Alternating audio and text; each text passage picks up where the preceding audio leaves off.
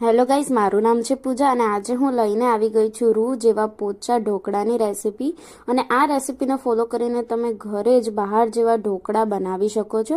એના માટે તમારે ચોખા અને ચણાની દાળને દળી નાખવાનું છે. દળીને પછી એમાં દહીં અને થોડું પાણી ઉમેરીને 6 થી 8 કલાક માટે પલાળી દેવાનું છે. તો આવું બેટર રેડી થશે. એમાં હળદર, મરચું, ધાણા જીરું, ગરમ મસાલો અને મરચાં અને ગાર્લિકનો પેસ્ટ એ નાખીને સારી રીતે મિક્સ કરી દેવાનું છે. સારી રીતે મિક્સ કર્યા પછી આપણે છે ને એમાં ખાવાનો સોડા એડ કરીશું.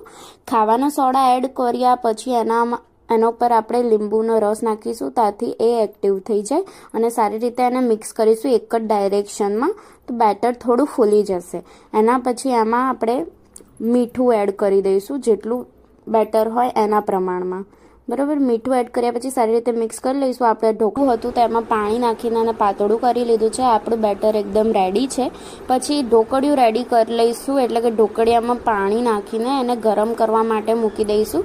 ત્યાં સુધી જે ડીશ છે ઢોકળિયાની એને ગ્રીસ કરી લઈશું તેલથી ગ્રીસ કર્યા પછી એનામાં આપણે બેટર એડ કરી દઈશું. હું થોડું ઓછું બેટર એડ કરી રહી છું કારણ કે મારે એકદમ પતલા ઢોકળા બનાવવા છે.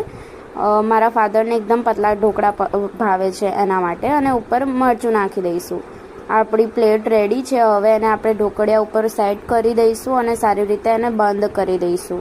બરાબર, તો પછી 5 થી 7 મિનિટમાં આપણા ઢોકળા એકદમ બનીને રેડી થઈ જશે સારી રીતે.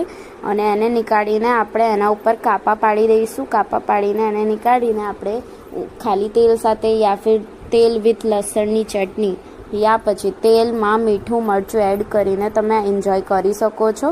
અને આ ખૂબ જ સરસ પોચા એકદમ બહાર જેવા ઢોકળા ઘરે બનીને તૈયાર થશે. આ રેસીપી એકવાર જરૂર ટ્રાય કરજો અને મને કહેજો કે મારું ગુજરાતીમાં જોવું વધારે ગમે છે કે હિન્દીમાં. મારી ચેનલને સબસ્ક્રાઈબ કરી દેજો અને મારી ઇન્સ્ટા આઈડી કુક વિથ પિઝાને બી ફોલો કરી દેજો.